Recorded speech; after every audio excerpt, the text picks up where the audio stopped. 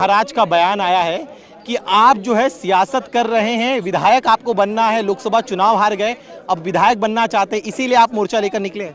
देखिए, ऐसी लोकसभा की और विधानसभा की कितनी भी सीटें कुर्बान है, ठोकर मारते हैं हम ऐसी सीटों के ऊपर।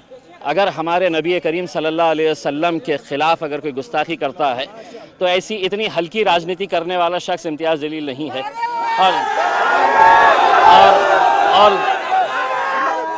और दूसरी कि मुझे राजनीति करने के लिए ये रामगिरी जैसे घटिया लोगों की ज़रूरत कभी नहीं पड़ेगी इंशाअल्लाह। उसमें मैं मेरे तौर के ऊपर मुझे मेरे जमहूरी इख्तियार है, मैं सिर्फ ये कहना चाह रहा हूँ, ये मुल्क में कायदा है, क़ानून है और ये संविधान है।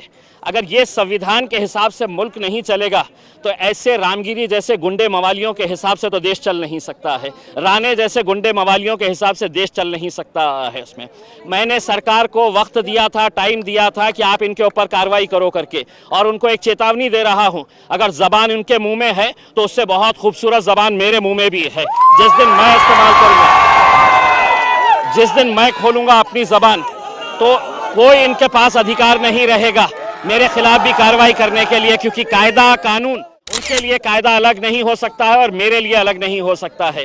इसलिए अगर रामगिरी ये कह रहा है कि मैं राजनीति कर रहा हूँ, तो मैं रामगिरी को सिर्फ इतना कहूँगा कि रामगिरी, तेरे से बोलने तो लगाए थे सरकार ने, तू अपनी जान बचा के रख, क्योंकि यही सरकार तेरी जान के पीछे भी पड़ सकती है और ठिकड़ा हमारे ऊपर फोड़ सकती है। तो तू जब तक जिंदा है उस खौफ में जी कि तेरे अतराफ में जो लोग हैं कब तेरा गेम बजा देंगे, समझ में नहीं आएगा तुझे। वो ये भी कह रहे हैं कि आप जो है राजनीति के बहाने। देखिए, मैंने आपके सवाल का जवाब मैंने इस हिसाब से दे दिया है।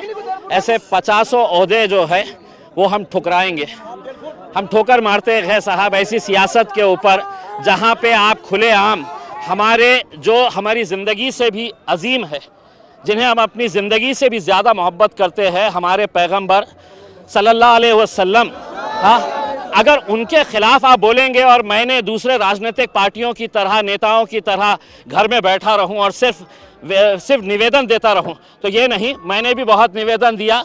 अब मैंने सरकार को कहा कि एक मर्तबा अगर तुम देखना चाहते हैं कि मेरी भी ताकत क्या है, तो अल्हम्दुलिल्लाह ये देख लीजिएगा कि क्या।